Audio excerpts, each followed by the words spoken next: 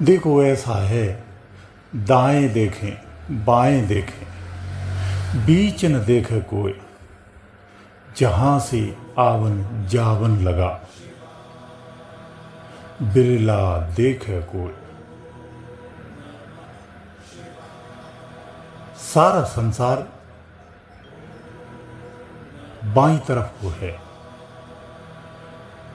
काया की जो सृष्टि है, जो सत्ता है, जो बाईं तरफ की सत्ता है, सारा संसार इसी में भ्रमित है, इसी में उलझ करके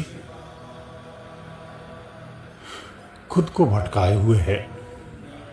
वो दाएं तरफ की सत्ता को नहीं जानता है। दाएं तरफ की सत्ता को मुनियों ने, योगियों ने जाना है। वो दाएं तरफ की सत्ता में योगी भी अटक के रह गया।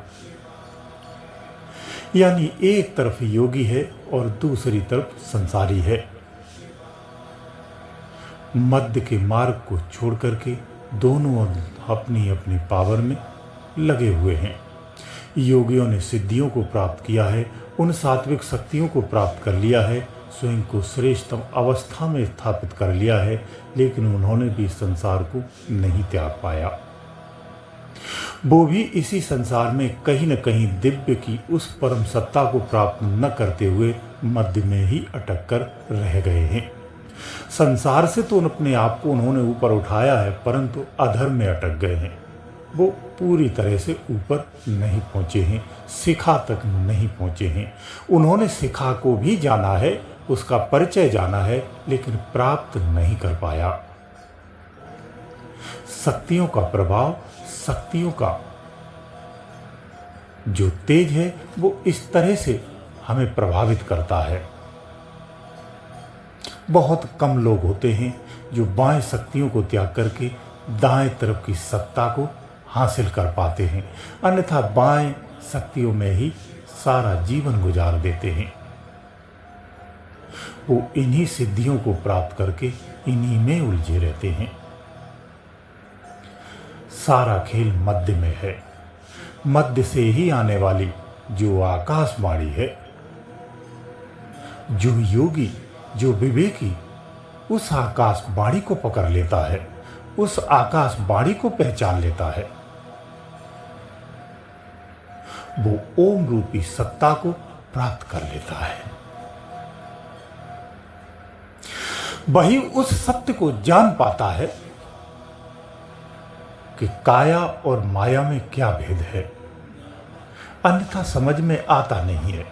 इन्हीं भेदों की सत्ता को हम हासिल करके यहीं फंसे रहते हैं, जैसे तमाम रिद्धियों और सिद्धियों में उलझे रहते हैं, उन्हीं भोगों को ही भोगते रहते हैं।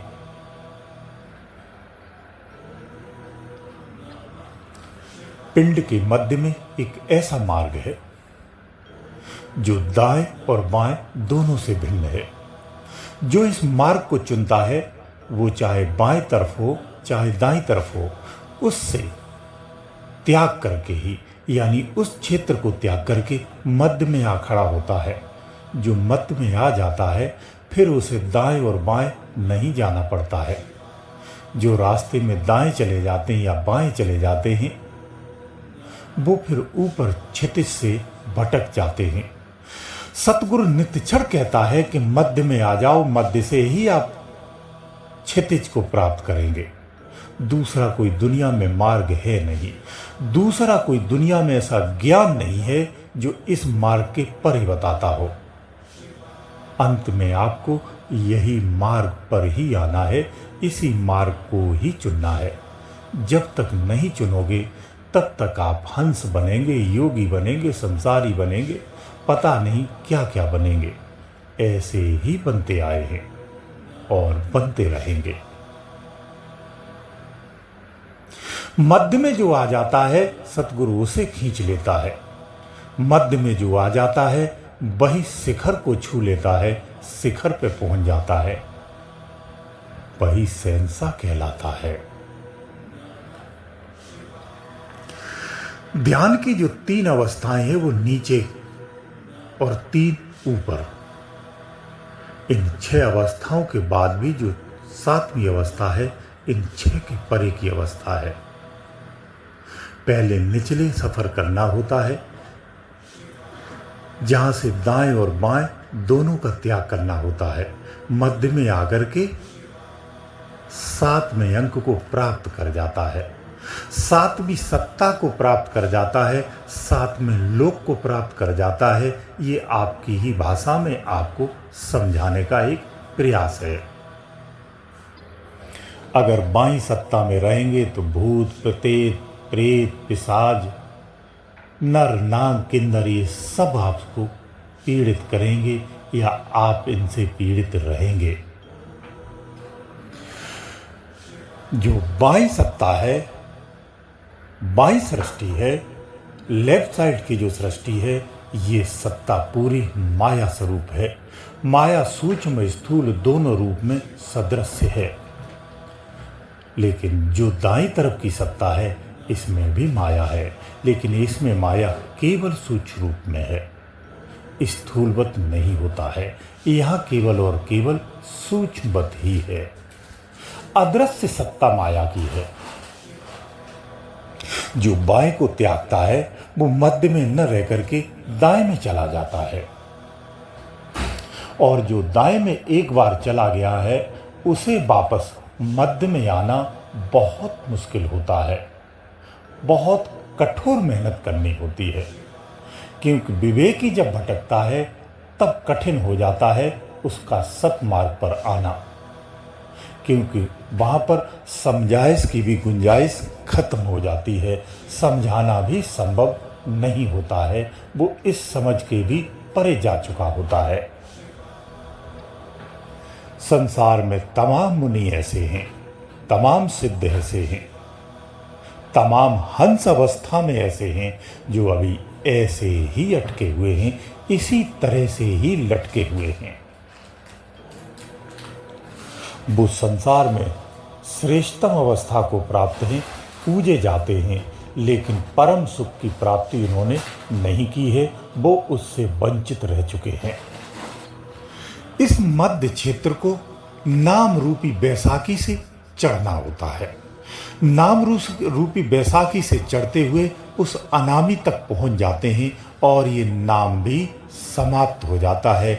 यानी जिस तरह हम सीढ़ी से चढ़ते हैं, जब चढ़ने के बाद मंजिल मिल जाती है तो हम इस सीढ़ी का भी त्याग कर देते हैं, इसी तरह से नाम भी छूट जाता है। ध्यान रहे, परमहंस अवस्था प्राप्त नहीं की जाती है, परमहंस बना नहीं जाता है, परमहंस का निर्माण नहीं होता है, परमहंस प्राप्त होता है। यही जीव की उपलब्धि होती है। जीव अवस्था में ही जो चेतन को प्राप्त कर जाता है उस जीव को परमहंस कहते हैं। दरअसल में वो जिस नाम की अंतिम लक्ष्य को प्राप्त करता है या जिस नाम को वो प्राप्त कर लेता है, उसके बाद वो परमहंस की अवस्था को भी त्याग देता है। संसार में वो परमहंस की अवस्था में रहता है, संसार में उसकी यही पहचान है। दाएं की सत्ता यानी लेफ्ट सत्ता, राइट सत्ता जो आपके घट के अंदर में ही है, इसका अगर आपको त्याग करना है तो नाम रूपी डोर को पकड़ना है। अंदर में चल रही जो आकाशवाणी है, जो नाम है, उस नाम को पकड़ लेना है। उसी सीढ़ी से ही चढ़ करके ऊपर को चले जाना है। इस तरह से आपको अपना मार्ग तय करना है। सचखंड की चढ़ाई इसी तरह से ही होती है। ये सूरत इस तरह से अपने सचखंड पर पहुंचती है। जब तक आप बाएं और दाईं अवस्थाओं में रहेंगे, यानी शरीर की ही अवस्था में हैं, घट के अंदर में ही हैं, क्यों ना आपने असीम शक्तियों का संग्रह कर रखा हो, लेकिन अभी आप मुक्त नहीं हैं, आप सत्य से वंचित हैं। आप भी शरीर के अंदर में ही हैं, आपने अपनी सत्ता का त्याग नहीं किया है। सात्विक सुख हो या असात्विक सुख हो, सुख भी वैसे 3 प्रकार के हैं, लेकिन यहां 2 ही सुखों की बात कहते हुए कहता हूं। सुख में अगर आप हैं, सुख अवस्था सत्य से वंचित करती है, लेकिन वहीं जो तीसरा सुख है, जो तीसरे सुख को धारण करता है, वो सत्य की ओर आकर्षित होता है, सत्य को प्राप्त करता है।